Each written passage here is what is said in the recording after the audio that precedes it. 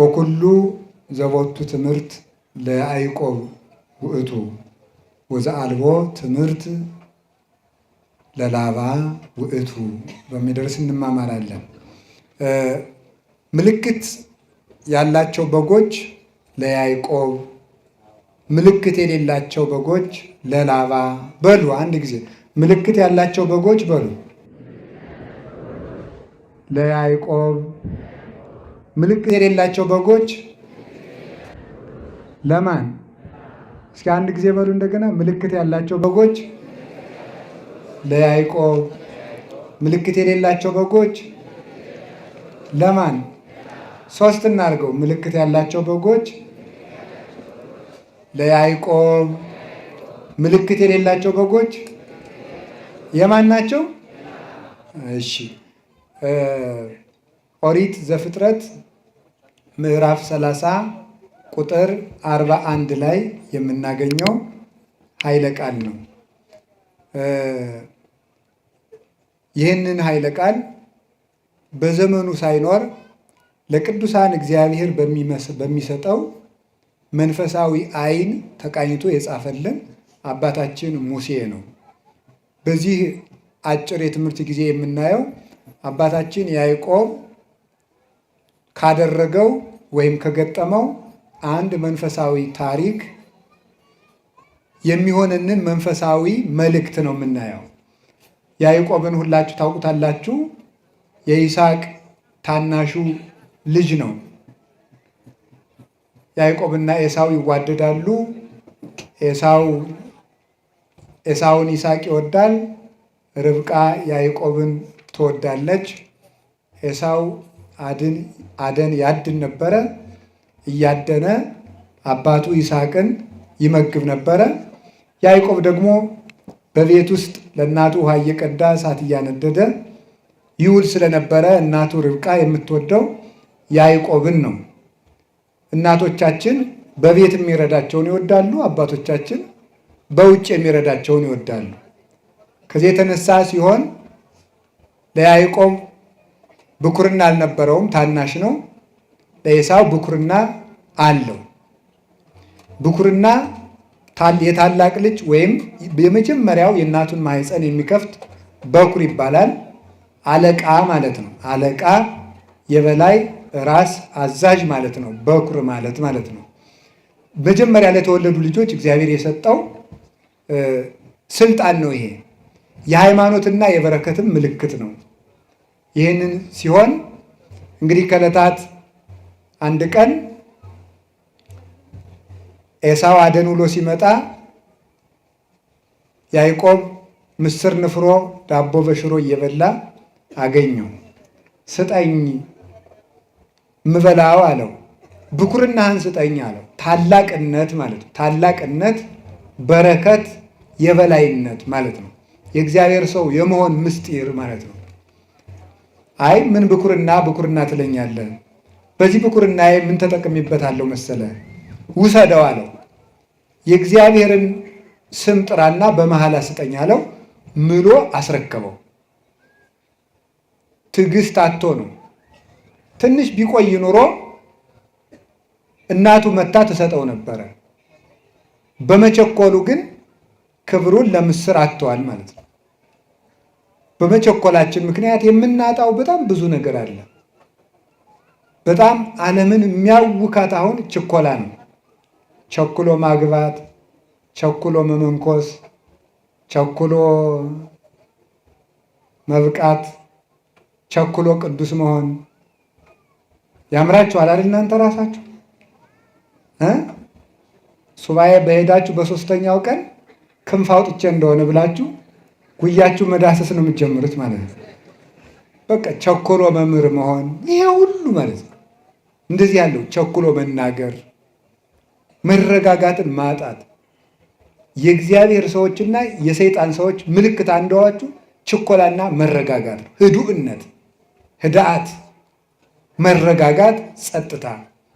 ሊቃውንቱ ምን ይላሉ? ለመናፍቃን ህድአት የላቸውም። እርጋታ የሚባል ነገር የለም። ሁሉንም ቶሎ ሞክረን እንጠፋለን። ሌላው ቀርቶ 5 ዓመት የጸለይንበትን ጊዜ እግዚአብሔር ዛሬ መልስ በሚሰጥበት ጊዜ እኛ አኩርፈን ጥለን እንሄዳለን፣ ቸኩለን ማለት ነው። በክፉ ሰዎች ላይ ሲፈረድባቸው ዛሬ ካላየን ብለን ሃይማኖቱን የሚክድ ሰውም አለ፣ ከቤተክርስቲያን የሚወጣ ዛሬ ለምን ዋጋቸውን አይሰጣቸውም ብሎ። ዲዮቅልጥያኖስ የተባለው ንጉሥ ቤተክርስቲያንን ያን ያህል የክርስቲያኖችን አካላቸውን እንዳክርማ እየሰነጠቀ ደማቸውን እንደ ውሃ ሲያፈስ የነበር በመቸኮሉ ነው። መቸኮል ከሃይማኖት ያወጣል። ለምንድን ነው እንደዚህ ያደረገው?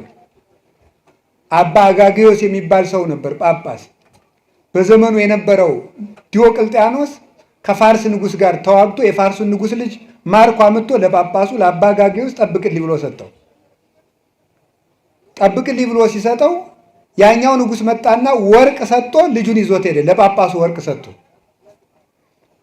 ዲዮቅልጥያኖስ ክርስቲያን ነው እኮ መጥቶ ሲጠይቀው ያ ልጅ እሳ ሲለው ሙቶ ቀብሬዋለሁ አለ። በሌላ ጊዜ ጦርነት ተነስቶ የዚያን ንጉሥ ልጅ ዲዮቅልጥያኖስ ማርኮ አምጥቶ ቤት አስቀምጦ ጳጳሱን ያ ልጅ እሳ አለው፣ ሙቶ ቀብሬዋለሁ አለው። ለካ እንዲህ እያሉ እየቀለዱ ነው የሚቀድሱት፣ እንዲህ እያሉ የቀደሱ ነው ክርስቲያንን የሚሉ። ይሄ ሰውዬ ቅዳሴ ይግባና እግዚአብሔር ካልቀሰፈው እኔ ሃይማኖቴን እክዳለዋል። ቅዳሴ ገባ፣ ቀድሶ ወጣ፣ ምንም አልሆነም። ስለዚህ ይሄ ሰውዬ ዋሽቶ ወርቅ ተቀብሎ ያለውን የለም የሌለውን አለ ብሎ ክዶ ሲቀድስ እግዚአብሔር ካልቀሰፈው የክርስቲያኖች አምናት ስተት ነው ብሎ አብያተ ክርስቲያናት ይዘጉ፣ የጣዖታት ቤቶች ይከፈቱ ብሎ ያን ያህል ደም እንደ ውሃ ሲያፈስ የነበር በዚህ ምክንያት ነው። ቆይቶ ግን ትንሽ ቢታገስ አባ አጋግዮስ በመልአኩ ተቀስፏል። ትዕግስት አጥቶ ግን እሱ ሃይማኖትን ክዶ ቤተክርስቲያን ያን ያህል አሰቃያት ማለት ነው። እግዚአብሔር ደግሞ ኃጢአተኛ ካህንን ቤተ መቅደስ ላይ ወዲያው አይቀስፍም። ለምን? ምዕመናን እንዳይሰናከሉ፣ ቤተ ክርስቲያን የአሕዛብ መሳቂያ እንዳትሆን። አየው ዋጋውን ሲሰጠው እየተባለ ክህነት መሳለቂያ እንዳይሆን። ሳቀ ወስላቀ ላጓሪን እንዳለ ያንድ ካህን መዋረድ ለቤተክርስቲያን ውርደት ነው። ያንድ አባት መሰደብ የቤተክርስቲያን ስድብ ነው። ለዚያ ብሎ እግዚአብሔር ካህኑን ከነ ኃጢአቱ ይጠብቀዋል። እኛ ግን በመቸኮላችን ምክንያት ቸኩለን እግዚአብሔር ካለ ለምን እነዚህን ጠርጎ ያስወጣቸው ለምን አይገላቸውም ብሎ ቸኩሎ ከቤተክርስቲያን ይወጣ ሰዋል። ቤተክርስቲያኒቱ ትክክል ስላልሆነች ነው እንጂ የሚሰርቁ የሚያመነዝሩ የሚጠነቁሉ ካህናት ተቀምጠው እግዚአብሔር ዝም ያለ ቤተክርስቲያኒቱ ትክክል ስላልሆነች ነው ብለው መናፍቃኑ ይህንን መሳሪያ ተጠቅመው ቤተክርስቲያንን እግዚአብሔር ትቷታል ብለው ከቤተክርስቲያን የሚያስወጡ ሰዎች አሉ። እንዴት እግዚአብሔር በእነዚህ ካህናት፣ በእነዚህ ዘማውያን፣ በእነዚህ አመንዝራዎች፣ በእነዚህ ዘረኞች አድሮ እንዴት ይኖራል? ቤተክርስቲያኒቱማ ከቀረች ስንት ዓመቷ የሚሉ ሰዎች አሉ። መንደር ለመንደር እየገቡ እንዲህ የሚያደርጉ ግን ቅዱስ ጳውሎስ እንዳለ ወኩሉ ጾሮ ይጸውር። እኔ ራሴ ያጋጥሞኛል በእውነት ማለት ነው። ስጋው ደግሞ አልቀበልም በቃ በካህናት ላይ በማየው ችግር ምክንያት እኔ አልቆርብም ያሉ ምዕመናን አጋጥሞኝ ያውቃሉ። ግን ወኩሉ ጾሮ ይጸውር ገላትያ 6 ላይ ሰው ሁሉ የየራሱን ሸክም ይሸከማል። አንድ ንስሐ ልጅ የንስሐ አባቱን መሬት የእኩል ይዞ ሲያርስ የእኩል ይዞ ያርሳል። አንድ ቀን ሲያርግ ወርቅ በድስት ተቀብሮ አገኘ። ለሎሌው ይህ ወርቅ የንስሐ አባታችን ስለሆነ እንካ ወስደህ ስጣቸው ብሎ ሰጠው። እሳቸው ወርቁን ተቀበሉና አይ ይገለኛል፣ ማን ነው ይካፈለኛል ሲሉ ያን ሎሌውን ገደሉት። ወርቁን መብላት ሌላ ወንጀል ሳያካፍሉ እደግልኝ ብሎ ማካፈል ሲገባ ልጁን መግደል ሌላ ኃጢአት። ይሄንን ሲያደርጉ እንግዲህ ይሄንን ይዘው ሲቀድሱ እግዚአብሔር ዝም የሚላቸው ከሆነ እኔ አልቆርብም፣ ቁርባኑ የሚቅር ቅዳሴው የሚቅር ሁሉም የይስሙላ ነው አለ ሰው። በጣም ንጹህ ምዕመን ስለሆነ እግዚአብሔር በዚህ ምክንያት ከቤተክርስቲያን ወጥቶ እንዲቀር ስላልፈለገ አንድ ቀን በራእይ ተገልጦ መልአኩ ምን አለ? ይሄ ምንጩ የወርቅ የሆነ ውሃው ንጹህ የሆነ መቅጃው ደግሞ የወርቅ የሆነ በወርቅ ማንኪያ ውሃ እየቀዳ ሰውነቱ እጁ ቁስል የሆነ ሰውዬ እንካ ጠጣ ሲለው ያ እኔ አልጠጣም እጸይፈዋለሁ አለ። እንዴ ገንዳው ንጹህ፣ ምንጩ ንጹህ፣ ውሃው ንጹህ፣ ማንኪያው ንጹህ፣ ከቁስሉ ምን አለ ዝም ብለህ ጠጣ አለ። ከዚያ በኋላ ነቅቶ ምን እንዳለ ታውቃላችሁ? አሃ ምንጩ ንጹሕ ቤተ ክርስቲያን ናት። ውሃው ንጹሕ ኢየሱስ ክርስቶስ ነው። ማንኪያው ንጹሕ የተባለ የሐዋርያት ክህነት፣ ቄስ ቢረክስ ክህነት አይረክስም። ቁስል የተባለ የካህኑ ኃጢአት ነው። እኔ ምን አገባኝ ብሎ ሥጋው ደግሞ ተቀብሎ ለካ ቅዱስ ጳውሎስ ሰው የየራሱን ሸክም ይሸከማል ያለው ይህን ነው አለ። ሰው የየራሱን ሸክም ይሸከማልና ቄሱ የራሱን ይሸከማል ብሎ ከቤተ ክርስቲያኑ ጸንቶ ኖረ። አሁን የመንደር ጠለቅላቆች የሆኑ ሾላኮች ምዕመናንን አንድ የሚያሰድዱበት ኢትዮጵያ የዓለም ብርሃን በሚባለው ቴዎድሮሳውያን የሚባሉት ተሐድሶዎችም ጭምር ቤተ ክርስቲያኒቱን ትቷታል። ኃጢአት ሰልጥኖባታል። ጳጳሳት ኃጢአተኞች ናቸው። መነኮሳት ኃጢአተኞች ናቸው። ገዳሙም ረክሰዋል። ዲያቆናቱም ረክሰዋል። ቄሶቹም ረክሰዋል። ስለዚህ የክርስቶስ ቤተ ክርስቲያን አይደለችም ብለው ስለሚሉን ቸኩለን መቅሰፍት ባለማየታችን ከቤተ ክርስቲያን እንደ ኤሳው ቸኩለን እንዳንወጣ እግዚአብሔር ይጠብቀን። አንዳንዱ ምስር ብሎ ማለት ነው። አንዳንዱ ምስር ብሎ ለስሜቱ ለስግብግብነቱ ወጣ። ያዕቆብ ያንን ተግቶ ቢፈልገው አላገኘውም። እዚህ በኋላ ይስሐቅ ልመርቅህ አለው። ና ልመርቅህ አለው። እየሮጠ ሄደ። ሊያድን ሲሄድ ያዕቆብ ቶሎ ብሎ ኤሳው አድኖ እስከሚመጣ ድረስ አርዶ አወራዶ ለአባቱ ሰጠው። የማንን? የኤሳውን ልብስ ለብሶ አይጥጤና ማዛው ለወልድ የጥቀ ጥንቁቀ ከመጼና ገዳም ዘባረኮ እግዚአብሔር እምነጠሉ ለሰማይ ወምነ ስፋህ ለምድር ይኩን በረከትከ። እንዲህ ያለ በረከት ይስጥህ ልጄ ብሎ መረቀው። ፈጥኖ ስለደረሰ ትልቁ ልጁ ሳይደርስ ታናሹ ልጁ አባቱን አስደሰተ። አባ ጊዮርጊስ ዘጋስጫ ኤሳው የአዳም ምሳሌ ነው፣ ይስሐቅ የእግዚአብሔር ምሳሌ ነው። ታላቁ ልጁ ፈጣሪውን አላስደሰተም፣ አዳም ፈጣሪውን አስከፋ።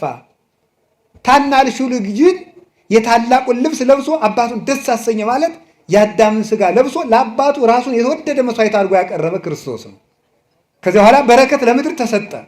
የያዕቆብ ልጆች በዚህ 12 ልጆች በያዕቆብ በረከት ተባረኩ። እሱ የታላቅ ወንድሙን ልብስ ለብሶ ለአባቱ ባቀረበው ምግብ ባገኘው በረከት የእሱ ልጆች በረከትን አገኙ። መላው እስራኤል ተባረኩ። ክርስቶስ ለአባቱ ባቀረበው የእኛን ሥጋ ለብሶ ባቀረበው መስዋዕት 12ቱ ሐዋርያት ተባረኩ። በእነሱ በረከት ቤተክርስቲያን ጸንታ ትኖራለች።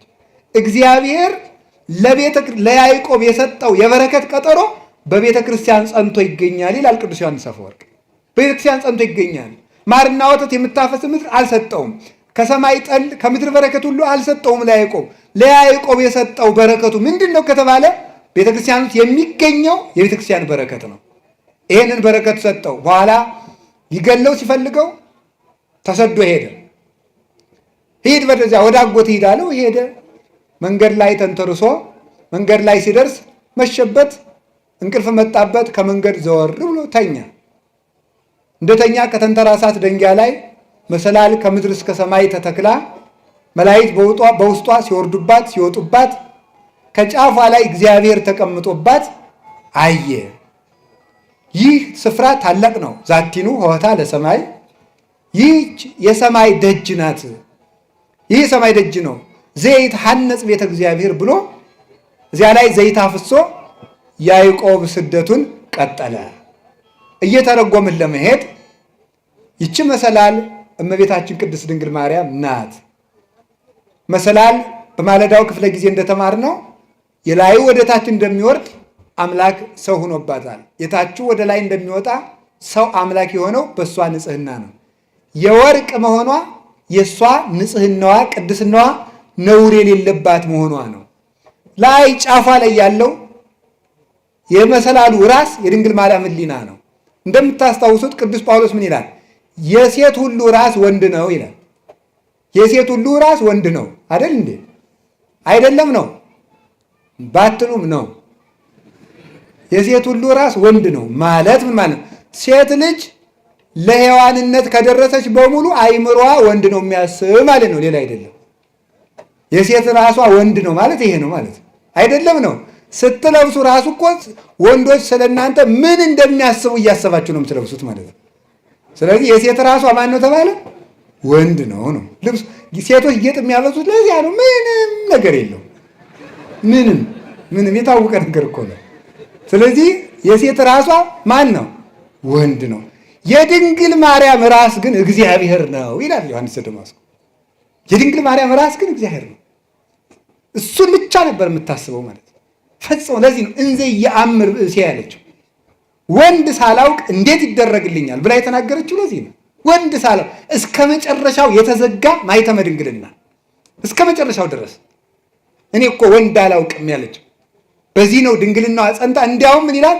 እኔ ወንድ አላውቅም ያለችው መናኝ እኮ ነኝ እያለችው ነው ይላል። በድንግልና የምኖር መናኝ ነኝ። እንዲያውም ቅዱስ አትናቴዎስ ሲተረጉም ምንድን ነው የሚለው? ድንግል ማርያም ቤተ መቅደስ በ12 ዓመቷ የገባችው ይላል። ቤተ መቅደስ የመነኮሳት የበዓታቸው ምሳሌ ነው። ስለዚህ ምን አደረገች ማለት ነው? እሷ ገና ከእናቷ ማኅፀን ጀምሮ ቤተ መቅደስ ገብታ መኖሯ፣ በዚያም ጸንታ መቆይቷ መነኮሳት ከእናታቸው ማኅፀን ጀምረው በድንግልና ጸንተው በበዓት ጸንተው ለመኖራቸው ነው። ስለዚህ ወይነስው ደናግለ ድኅሪሃ፣ እሷ ድንግል ትሆናለች። እሷን እየተከተሉ ሌሎች ደናግል ይከተሏታል። የደናግል መመኪያቸው ያሰኛት ይሄ ነው። ፊት አውራሪ የሆነችው በዚህ ምክንያት ነው። ሰማይን የከፈተችው መሰላል እርሷው ናት። ሰማይን የከፈተችው መልአክን ከሰው ጋር ያነጋገረች፣ ሰውን ከመልአክ ጋር ያደጋገረች፣ መልአክ ወደ ሰው ወጣባት። ያዕቆብ ከስሯ የተኛባት ማለት ድንግል ማርያምን ተስፋ እያደረገ መሞቱ ነው። ከስሯ የተኛው ማለት ነው። ለዚህ ነው እኛ ስዕል ስንስል የኢትዮጵያ ቤተክርስቲያን ስዕል ስትስል ዘከመ ተማኅፀንም ይባላል። እታች ላይ የሚተኛ ሰው እያይታችኋል። ከእመቤታችን ስዕል ስር እዚያ ላይ ይተኛል። እመቤታችን እያዩት የተኙ የሞቱ አባቶቻችን ናቸው። ሁሉም ተስፋቸውን ሳያገኙ ሞቱ ያለ ቅዱስ ጳውሎስ። ስለዚህ ነው ሁሉም ተስፋቸውን ሳያገኙ ሞቱ። እሷን ተስፋ እያደረጉ ሞቱ፣ አረፉ። ከላይ ከጫፏ ላይ ያለውን ንጉሥ ተስፋ እያደረጉ ሕያው እግዚአብሔር ነው። መላእክትን ወደ ታች አወርዳ ሰውን መላክን ሰው አድርጋ አንድ ማህበር ወይ ከውኑ አሃደ መርኤተ ለአሐዱ ኖላዊ፣ ለአንድ እረኛ ለክርስቶስ አንድ መንጋ ለመሆን የበቃ ነው በዚያች መሰላል ነው። ይህንን ይዞ ነው ቅዱስ ቄርሎስ እንዲሁ መናፍቅም አንዳንድ ጊዜ ይነሳ፣ እመቤቴ ይነሳ፣ ጥሩ ነው። እንዲሁም ቅዱስ ዮሐንስ አፈወርቅ ይላል መናፍቃን እናመሰግናችኋለን፣ ለእናንተ መልስ ለመስጠት የረሳናቸውን መጻሕፍት ሁሉ እንድንመረምር አድርጋችሁናል። ጠቀማችሁን፣ እሰይ ኑ ይላችኋል። ኑ እንመልስላችኋለን ይላል። ስለዚህ እነዚህ እና ቅዱስ ቄርሎስ ለንስጥሮስ መልስ ለመስጠት በተሰበሰቡበት ጉባኤ ምን አለ? ንስጥሮስ ድንግል ማርያምን ተሳድቦ ለእሱ መልስ ሰጡት። ሲሰበሰቡ አስተጋብአተነ ቅድስት ድንግል፣ ተመልከቱ፣ እንተባቲ ንዋየ ድንግልና ዘአልቦ ሙስና፣ መለወጥ የሌለበት ድንግልና ያላት ምርጥ ቃይቱ ማርያም ሰበሰበችን ይላል። ምርጥ ቃ ይሏችኋል እኮ ውድ ነገር የሚቀመጥበት ነው። እግዚአብሔር ከተቀመጠባት ከድንግል ማርያም በቀር ምርጥ ቃ ማን አለ? ምርጥ ቃይቱ ማርያም አምላክን የያዘች ምርጥ ቃ፣ ውዲቱ ቃ እሷ ናት። በዓለም የማትለወጥ እሷን ነው። ስለዚህ ይህች እመቤታችን የጉባኤያችን እመቤት ናት። ለዚህ ነው ሰላም ለኪ እንዘ ንሰግድ ለኪ ማርያም ምን አስተበቋኪ ማህበረነ ዮም ድንግል ባርኪ ምን ይላል? እዚህ ማህበራችን ባርኪ። የማህበር እመቤታችን ናት። የጉባኤ እናት እመቤታችን ናት። ከታች ያዕቆብ አለ፣ ከላይ መልአክ ይወርዳል። ሰውና መልአክ አንድ ላይ እንዲሰበሰብ በቤተልሔም እንዲሰበሰብ ያደረገቻቸው ሰማይ ማርያም ናት። እሷ ናት እመቤታችን። የያዕቆብን ውበት የወደደ ለርስቱ መረጥን፣ ወሐረየነ ሎቱ ለርስቱ ስንወልድ ያዕቆብ ዘአፍቀረ። የያዕቆብን ርስት የወደደ ለርስቱ መረጠን አለ። ወስኑሰ ለያዕቆብ ይእቲ ሥጋ ለቅዱስ ያሬድ። የያዕቆብን ርስት የወደደ ለርስቱ መረጠን ሲል ቅዱስ ዳዊት ያቺ የያዕቆብ ሕይወት እኮ ክርስቶስ ከድንግል ማርያም የነስታት ሥጋ ናት አለ። እንዲህ አድርጎ እግዚአብሔር የመረጠን ለርስት የተመረጥንባት አበው ደግሞ። ስለዚህ ምን አሉ አባቶቻችን ደግሞ ሌላ የተረጉሙታል። አይ መሰላል ሁለት ነው ያለው፣ እንደዚህና እንደዚህ ያለ ሁለት የቆመ ነገር አለው። እነዚህ ሃይማኖትና ምግባር ናቸው። አማን ላይ ያሉት እርከኖቹ እነ ትሕትና፣ እነ ንጽሕና፣ እነ ቅድስና፣ እነ የዋሃት ናቸው። በዚያ የሚወጡት መላእክት ደግሞ መምህራን ናቸው። ብሉይና ሐዲስ ናቸው ይላሉ። ሁለቱ እነዚህ ብሉይና ሐዲስን ቋሚ እንጨት ያደረጉና እነ ትሕትናን እርከን ያደረጉና እነ ፍቅርን እርከን ያደረጉና እነ ንጽሕናን እርከን ያደረጉና በእመቤታችን ምስጢር ከእግዚአብሔር የምስጢር ባሕር ይቀዱና እንደገና በእሷ መሰላልነት አውርደው ምስጢር የሚቀዱ ሊቃውንት እነዚህ ምን ይባላሉ? የሚወጡ የሚወርዱ መላእክት ይባላሉ። እንድንወጣና እንድንወርድ ያበቃችን ማናት? እመቤታችን። ተመልከቱ፣ ምቅዳህ ዘምስጢር ያላት ቅዱስ ያሬድ ለዚህ ነው። የምስጢር መቅጃ አላት። ተመልከቱ፣ ውሃን በምን ይጠጡታል? በመቅጃ። ውሻ ከሆንክ ደግሞ ተጎንብሰህ ትጠጣለህ። ሰው ከሆንክ ግን በመቅጃ ትጠጣለህ። ድንግል ተጎንብሰው የሚጠጡትን ለጦርነት እንዳትወስዳቸው እኮ ነው ያለው። ራስ የጠጣለው የሚለውን በእጁ ሳይሆን ተጎንብሶ የሚጠጣውን እንዳትወስደው ብሎታል ጌዴዎንን። የምስጢር መቅጃዋ እመቤታችን ናት። ቀድተን የጠጣንባት እግዚአብሔር በእኛ መጠን እንዲገለጥ ያደረገችው እርሷ ነው። ያዕቆብ እንደዚያ ተሰዶ ሄደ። ከሄደበት ሀገር ከጉድጓዱ ደረሰ። ጉድጓዱ ሲደርስ እረኞች ተሰብስበው ለትልቅ 60 ሰዎች 50 ሰዎች የሚያነሱት ድንጋይ የተገጠመ የውሃ ጉድጓድ አገኙ። እረኞች ከፍተው እንዳያጠጡ ጨነቃቸው። ምን ይደረግ? በጎቹ ቁለጨለጫሉ። ከዛ በኋላ ምን አደረገ? ያዕቆብ ለምን አታጠጡም አላቸው። አይ ብቻችን አንችልም አለ። ኃያል ነው ያዕቆብ። ብቻውን ያን ድንጋይ ያነሳና አጠጣላቸው። ይህ ያዕቆብ ኢየሱስ ክርስቶስ ነው። የውሃ ጉድጓድ ቤተ ክርስቲያን ናት። በጎቹ ክርስቶስ እየጠማቸው 5000 ዘመን የተራቡ የአባቶቻችን ነፍሳት ናቸው። ከፍተው ላይ የተገጠመው ትልቅ ድንጋይ መርገም ነው። አበውን ተጭኖ የነበረው ከፍተው ማጠጣት አቅቷቸው የሚቁለጨለጩት እረኞች ነቢያት ናቸው። ዓለምን ማዳን ያቃታቸው ተመልከቱ። እስካመ ይመጽእ ዐቢይ ኖላዊ ያለ ቅዱስ ያሬድ ታላቁ እረኛ ክርስቶስ እስከሚመጣ ድረስ እሱ ሲመጣ ከሰተው አስተየ መሬቶ እሱ መርገሙን አነሳና አጠጣቸው። በወገቡ ታላቁ እረኛ ያለ ተመልከቱ። ያለው ያዕቆብ እስኪመጣ ድረስ ሁሉ አልተከፈተም። ክርስቶስ እስኪመጣ ድረስ የምሕረት ይቅርታ አልተሰጠም። እርግማን በላያችን ላይ ነበር። እርግማናችንን አንከባሎ አያችሁ። ልብ በል ጎበዝ፣ እያስተዋላችሁ ነው። እመቤቴ ይኸውላችሁ የእርግማኑን ድንጋይ ከማንሳቱ በፊት ምን አይቷል? መሰላሏን አይቷል። ክርስቶስ እርግማናችንን አስወገደልን ከማለት በፊት ድንግል ማርያምን መረጣት ማለት ይቀድማል። ለዚህ ነው አባቶቻችን ያዕቆብ ከፍቶ አጠጣ ከማለት በፊት እረኞቹ ይቁለጨለጩ ነበር ማለት ይቀድማል። ይህን ሊቃውንት ብለው ይተረጉሙታል። እንዲህ ብለው ይተረጉሙታል። ምን ብለው? ሰው ይላሉ አባቶች፣ ሰው ከነገረ ክርስቶስ አስቀድሞ ነገረ ማርያምን መማር አለበት። ከነገረ ማርያም አስቀድሞ ትንቢተ ነቢያትን መማር አለበት ያሉ ለዚህ ነው። ይህን ያላወቀ ሰው ከክርስቶስ መድረስ ፈጽሞ አይችለው። መሰላሊቱን ሳታይ ጉድጓዱ እንዴት ብለህ ትደርሳለህ? ድንግል ማርያምን ትተህ ያዕቆብ ከከፈተው ጉድጓድ መጠጣት አትችልም። መሰላሏን ሳታይ አይቻልም። ይሄ ቅደም ተከተል የክርስቶስ የሥጋዌ ጎዳና ነው። ከዚያ በኋላ ሄደ።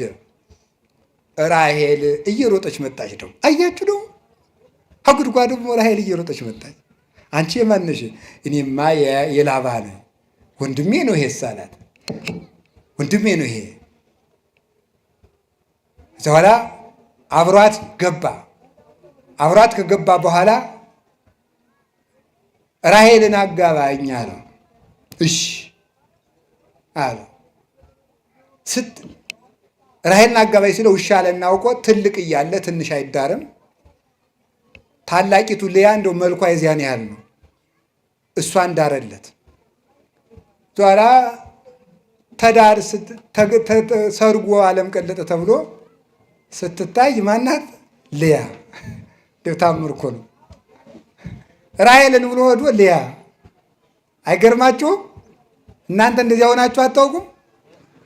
በመልክ እኮ አይደለም። ራሔልን ብላችሁ እየለፋችሁ ልያ ናችሁ። በቃ ሁሉ ነገር ማለት ነው። መጨረሻ ላይ መልክ ለፍቶ ልያ፣ ለፍቶ ልያ። እንዲሁ ይገርማል እኮ ለፍቶ ከእግዚአብሔር ውጭ ተለፍቶ ተነግዶ መጨረሻ ላይ ልያ ነው ሲነጋ ማለት ነው። ሲነጋ ያው ነው። እዛ እንዴት ላድርጋ ነው? 7 ዓመት ተገዛልኝ አለ። 7 ዓመት ተገዝቶ ማን ይሰጠዋል? ልያን። ደቆ አይደርስም። 7 ዓመት ተገዝቶ ልያን ከሰጠ በኋላ እንዴት ታደርገኛለህ ሲለው ትልቅ እያለ ትንሽ አይዳር ማለት። እንደገና ደግሞ 7 ዓመት ተገዛና ራሔልን ልጨምርልሃል። እንደገና 7 ዓመት 7 ዓመት ከተገዛ በኋላ በል ደሞዝ ስጠኝና ወደ ሀገሬ ልመለስ ሲለው እንደገና 7 ዓመት ስንት ዓመት ተገዛ ያዕቆብ? 21 ዓመት ተገዛ። ግን ያዕቆብ ራሔልን ይወዳት ነበርና ለያዕቆብ ጥቂት ቀን ሆነለት ይላል። በያዕቆብ ውበት ምክንያት 21 ዓመት እንደ ቀን ተቆጠረ። ራሔል መንግሥተ ሰማያት ናት ይላሉ ሊቃውንቱ። ስለ መንግሥተ ሰማያት ውበት የብዙ ዓመት መከራ እንደ ጥቂት ቀን ይቆጠራል ይላል። ያዕቆብ መከራውን ያልሰለቸው የሚወዳትን ራሔልን ስለሚያውቅ ነው። ቅዱሳንን መከራ ያልሰለቻቸው የመንግሥተ ሰማያትን ውበት ስለሚያውቁ ነው። ሕማምነ ዘለሰዓት ክብረ ወስብሐተ አፈድፊዶ ይገብር ለነ ይላል ቅዱስ ጳውሎስ።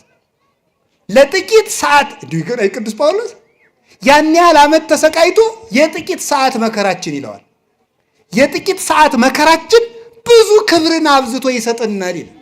የጥቂት ሰዓት ቅዱስ ቄርሎስ ዘእስክንድርያ ይህን ሲተረጉም ይላል ዓለም ከተፈጠረ ጀምሮ እስከሚጠፋ ድረስ ያለ የሰው ልጅ በሙሉ ዋጋ ሆኖ ቢሰጥ መንግሥተ ሰማያትን ለአንድ ደቂቃ ትክ ብሎ ለማየት እንኳን ዋጋ አይገኝም ይላል። ግን አጋንንትን ያሳፍራቸው ዘንድ ሕያው ቅዱስና መሐሪ እግዚአብሔር ይችን የመሰለች ሀገር በቀዝቃዛ ውሃ ሰጠን ይላል።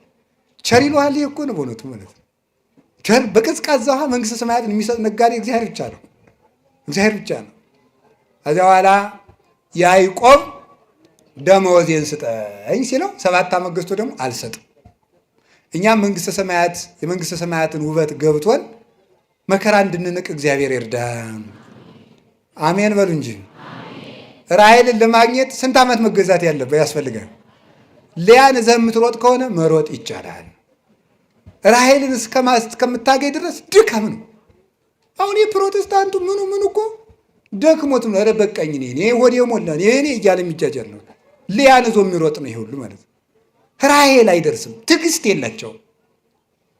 ለራሔል ዋጋ አይከፍሉም። ለመንግሥተ ሰማያት ዋጋ አይከፍሉም። አዛላ ተገዛ። ደሞዜን ስጠኝ ስለው አልሰጥም። ኋላ አይ በቃ እንግዲህ አይደርስም መስሎት እኮ ነው። በል እንግዲህ ዝጉርጉር እግዚአብሔር ምን ብሎ ይመክረዋል ያዕቆብን? ዝጉርጉር ሲወለድ ለእኔ ይሁን በለው አለ። ኋላ ሄደና ዝጉርጉር ሲወለድ ያዕቆብ በግ ጠባቂ ነው። አብዛኞቹ የእግዚአብሔር ቅዱሳን በግ ጠባቂዎች ናቸው። የሚገርማቸው ዳዊት በግ ጠባቂ ነው። ሙሴ በግ ጠባቂ ነው። አብርሃም በግ ጠባቂ ነው። ዮሴፍና ወንድሞቹ በግ ጠባቂዎች ናቸው። ያዕቆብ በግ ጠባቂ ነው። ሁሉም በግ ጠባቂ ነው። ምክንያቱም የክርስቶስ ምሳሌ ክርስቶስ የእኛ እረኛ ስለሆነ ማለት ነው። የእሱ ምሳሌዎች ስለሆነ ከዚያ በኋላ ዝጉርጉርን ስጠኝ በለዋል። ዝጉርጉር ሲወለድ ልውሰድ አለ። ውሰድ አለ። ዝጉርጉር ምን 10 ዓመት አንድ ቢወለድ ነው ብሎ ነው። ደውቃ ድረስ እኮ አይደርስም መስሏችሁ የምትገቡት ቃል ኪዳን ብዙ አይደል? ብዙ ድሮ እናት አባቶቻችን እንደሚቀልዱብን ማለት ነው። ይህንን ግልገል አሳድግና ያንተ ነው ይሉና ስንለፋ ጨው ስናልስ ለይተን ቅጠል ስናበላ ከርመን ደግሞ ይህች አሁን የተወለደችው ናት እንባላለን። አይ መከራችን እኮ ነው እንደሆነ ስንለፋ ይሄ እንግዳ ስለሚመጣ አሁን ልናርደው ነው ፊኛውን እሰጣለሁ ለአንተ እንባላለን። ከስረን ቅርት እንደው ይገርማል። እንደዚህ እኮ ነው ማለት ነው። የአንዳንዱ ትዳር ቃል ኪዳን እንደዚያ ነው አይደለ? እንደዚህ አይደርስም መስሏችሁ ማለት ነው። እንዲያው እሺ በይኝ እንጂ እኔ እንዲያው ምንም እኮ ነው። ሰውየው ራሱ ዛሬ ምንም አያደርግም። ዘዋለ የመጨረሻ በጥብጥ ነው የሚሆነው ማለት ነው። እና እንደዚህ አድርጎ አይደርስም መስኮ ዝጉርጉር ውሰድ አለ። የማይጨበጥ ተስፋ መስጠት ያጋንንት ምናቸው መለያቸው ነው።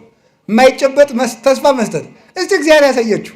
አሁን ባለፈው አንድ ሰው ሲነግረኝ ነበር፣ አንድ ፓስተር ያደረገውን። ሁላችሁም አካውንታችሁን አምጡትና ቡኩን እዚህ ያስቀምጡትና ኢየሱስ መቶ ሺህ ብር ያስገባላችኋል። ኧረ አያስገባም። ነውር እኮ ነው በእውነቱ። የማይጨበጥ ተስፋ መስጠት ነውር እኮ ነው። ያጋንንት ጠባያቸው ነው። የመናፍቃን ጠባያቸው ነው። ጌታ ኢየሱስ ይላል በቅርብ ቀን መኪና ይኖርሃል። ላይኖርም ይችላል። ነውር አይደለም ይሄ። መኪና ይኖርሃል ይለኛል ይላል። ባይኖረው አይጠየቅም። እዚያ በኋላ በቅርብ ቀን ባንኩ ይሞላል። ከየት መጥቶ ተጎልተ ያልሰራውን ነውር እኮ ነው። ያልዘሩትን ማጨድ ይቻላል። እንዲሁ የእነሱ ጅልነት እኮ አይደንቀኝም። የእናንተ እብደት ነው እኮ። እናንተ እብድ አይደላችሁም። እዚያ የሚያብዱትን ነው። እንዲሁ በጣም ነው እኮ የሚያስደንቀው በእውነት ማለት ነው። እንደዚህ አድርጎ እና እንደ ላባ አይደርስም እየመሰላቸው ሲደርስ እንጨናነቅበታለን ብለው የሚያደርጉ ሰዎች አሉ። እግዚአብሔር አሁን እንዲሁ እያለ የሚስቅ እግዚአብሔር አንዱ ያደረገውን ሰምታችኋል። እግዚአብሔር ስንት ሴቶችን ነው እግዚአብሔር ከኔ ውለዱ ብሏቸዋል እያለ ሲያጃጅል፣ አሁን ደቡብ አፍሪካ ታስሮ ያለ ከ60 በላይ ሴቶችን ነፍሰ ጡር አድርጎ ማለት ነው። አሁን ይህንም እንግዲህ ጌታ ኢየሱስ ፈቅዶ ብሎ የሚቀበል እብድ ንፍልል ማለት ይህ እኮ ነው። እውነት ነው የምነግራቸው። የማይጨበጥ ተስፋ አንሰማም። እስኪ በሉ የማይጨበጥ ተስፋ በሉ። ምን አንልም። ደግሞ ምንድን ነው የሚለው መጽሐፍ? የሚታይ ወዘሰ ዘያስተሪ ኢኮነ ተስፋ፣ የሚታየው ተስፋ አይደለም። እስኪ በሉ ሁላችሁ የሚታየው በሉ። ምን አይደለም? ተስፋ አይደለም። በሚታይ ጤና ይሰጥሃል። በቅርብ ቀን በእግርህ ትሮጣለህ። በቅርብ ቀን በእጅህ ትሮጥ። ምንድን ነው እንደዚህ ያለ ነገር? ዘሐመ ምስለ ክርስቶስ ይነግስ ምስለ ክርስቶስ እምከመ አረይነ ሕማመ ምስሌሁ ከማሁ ንኤሪ ክብረ ምስሌሁ። ቅዱስ ጳውሎስ ያለው በመከራ ከመሰልነው በክብር እንመስለዋለን። ከክርስቶስ ጋር እንሞታለን፣ ከክርስቶስ ጋር እንነሳለን። የሥጋ ስብከትን ተስፋ የሚያስደረግ የላባ ስብከት ይሄ ነው። ዝቁርቁሩን ውሰድ የሚል አይደርስም መስሎት ነው። ኋላ ምን አደረገ? ያዕቆብ የዋህ ነው፣ ሞኝ ግን አይደለም። ቅድም እንደተነገር ነው 3 በትሮችን ወሰደና ላጣቸው። 2ቱን ላጠ፣ አንዱን ቅጥልጣል አደረገው። ቅጥልጣል ወይም ሸመለመሌ ምን ማለት መስላችሁ? አሁን የሆነ ጫፍ ላይ ይልጠዋል፣ ቀጥሎ አይልጠውም፣ ይቀርጸዋል ማለት ዝጉርጉር ማለት ነው። ኋላ እነዚያን አንድ ነው በደንብ አድርጋችሁ እንድሰሙ። 2ቱ ተልጧል፣ አንዱ ብቻ ነው ወስዶ አገንዳው ያደርገዋል። አገንዳው ሲያደርገው በጎቹ ያንን እያዩ እንዲጠጡ ያደርጋቸው። ሲጠጡ ደግሞ አውራ በጎች መጥተው አንድ እንዲሆኑ ያደርጋቸዋል። ከዛ በኋላ ያንን እያዩ ሲጠጡ፣ አንስት በጎች ያን እያዩ ሲጠጡ፣ አውራ በጎች መጥተው ደግሞ አንድ ሲሆኑ ያንን ብጥር የመሰለ ይጸንሳሉ። ጠቅላላ በጉ ሆነ ምን እንደሆነ ዝጉርጉር። ደውኩ ይገርማል እኮ ጠቅላላ የሚወለደው በሙሉ ምን ሆነ? ዝጉርጉር እንዲሆነ። ይህንን ይዘው ሊቃውንቱ ሴቶች እንደው አንዱ ነው ያለ ሴቶች ወንድ በተመኙበት ቀን ሌላ ወንድ ሲያልፍ እንደው በሜዳው ተመኝተው ማታ ከባላቸው ጋር ካደሩ የቀኑን ሰው የሚመስል ሊወልዱ ይችላሉ። ይሄ በጣም ችግር ነው ማለት ነው። ይሄ በጣም ችግር ነው። ከዛ በኋላ ሰውየው ምን ሊል ይችላል? ከማን የወለድሽ ይል ያ ልጅ ደግሞ ያ ሰውየው ቁጫን ሰውዬ አስቸጋሪ ነገር ነው እውነቱ ማለት ነው። ስለዚህ ለዚህ ብልሃቱ ምንድን ነው የሚያስፈልገው? ዓይንን መመለስ ነግሬያችኋለሁ። እስቲ ዓይንን መመለስ በሉ። አዎ ቅዱስ ዳዊት ያለው ይሄ ነው።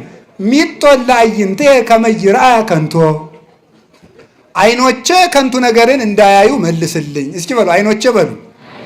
ከንቱ ነገርን እንዳያዩ ምን በልልኝ ነው? መልስልኝ። ዓይንን መመለስ እንዴት ያለ መልካም ነገር ነው ማለት ነው። እንደው በዚያው የሥጋውን የምናውገው ትዳሩም እንዳይበጣበጥ ብዬ ነው ይሄን ያመጣሁት እንጂ ሐሳባችን ሌላ ነው። ዝጉርጉር ተወለዱ። ከዚያ በኋላ ዝጉርጉር ተወለዱ። ከዚያ በኋላ ምልክት ያላቸው በጎች በሙሉ የማን ሆኑ? አረ ንገሩኝ በሞቴ ርዕሳችን ላይ ደረስ ትምህርታችን ይጨርስ ነው። ዝጉርጉሮች የማን ናቸው? ምልክት የሌላቸው የማን ናቸው? የላባ ናቸው ማለት። ከዛ በኋላ ያዕቆብ ያንን በግ ካተረፈ በኋላ እግዚአብሔር ምን አለው? ወደ ቤቴል ተመለስ አለው። ተመለስ እንግዲህ አንተን ድሮ ለአንተ ወደ ተገለጥኩበት አባትህ አብርሃምን ከካራን ከካላውዲዮን አውጥቼ በመስዋዕት መሰዊያው ላይ በተገለጥኩበት ለአንተ በተገለጥኩበት ለአባትህ ለይስሐቅ በታየውበት የወርቂቱን መሰላል ወዳየባት ወደ ቤቴል በጎችና ቤተሰብን በሙሉ ይዘህ ውጣ አለው። አባታችን ያዕቆብ ብዙ ነፍስ ሆኖ ዘመድ አፍርቶ ልጆቹን ይዞ በጎችን አስከትሎ በጣም ብዙ ሺህ በጎችን ይዞ ወደ ቤቴል ተመለሰ። እኛንም ሁላችንንም ይመልሰን እግዚአብሔር። ምስጢሩን እነጋገርና እንጨርስ። ይሄ ላባ የተባለ እንግዲህ የተመልከቱ፣ ላባ ዲያብሎስ ነው። ላባ የተባለ ዲያብሎስ ነው። በደንብ ብላችሁ ስሙ። ላባ የተባለ ዲያብሎስ ነው። ያዕቆብ የእግዚአብሔር ምሳሌ ነው። እግዚአብሔር ምሳሌ ነው። ያዕቆብ በዚያ የኖረበት ጊዜ ወይም ደግሞ እዚያ የነበረው ገንዳ በጎቹን ያጠጣበት የነበረው ገንዳ የቅድስት ቤተ ክርስቲያን ምሳሌ ነው። ውሃው የጥምቀት ምሳሌ ነው። በጎቹ ምዕመናን ናቸው። አውራ በግ የተባሉ መምህራን ናቸው። እነዚህ መምህራን ናቸው። ያ በትር የተባሉ ሁለቱ የተላጡት የተባሉት አብና መንፈስ ቅዱስ ናቸው።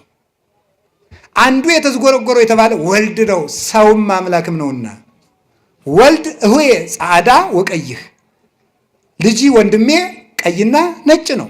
ማቴዎስ መኃልየ 5:8 ላይ ልጅ ወንድሜ ቀይም ነጭም ነው፣ አምላክም ሰውም ነው። አምላክም ሰውም ነው። ዝጉርጉር የተባለ እሱ ነው። እሱን እያሳየ ያጠጣቸው ነበር ማለት ክርስቶስን እያስተማሩ ያጠምቋቸዋል ማለት ነው። ሂዱና ለምን ወንጌል አስተምራችሁ ደቀ መዛሙርት ያድርጓቸው ስላለ ክርስቶስን እያስተማሩ ክርስቶስን እየሰበኩ በልቡናቸው እያሳደሩ በክርስቶስ ስም እየጠሩ እክህደከ ሰይጣን እያሉ አምን በከርስቶስ አምላኬ እያሉ አጋንንትን እያስካዱ ላባን እያስካዱ ዲያብሎስን እያስካዱ ክርስቶስን እየሰበኩ ያጠምቋቸዋል። በጎቹ ተመልከቱ፣ በጎቹ ምን ይጸንሳሉ ሲባል ዝጉርጉር በትሩን የመሰለ ይጸንሳሉ ማለት ክርስቲያኖች ከቤተ ክርስቲያን ክርስቶስን እየመሰሉ ይወለዳሉ ማለት ነው። ክርስቶስን እየመሰሉ ይወለዳሉ ማለት ነው። ክርስቲያኖች ምልክት አላቸው ማለት ክርስቲያኖች ሲያዩአቸው ክርስቶስን ይመስላሉ ማለት ነው። ክርስቶስን ይመስላሉ ማለት ነው። ከቃሉ ጋር ናችሁ? ክርስቶስን ለመምሰል ያብቃል።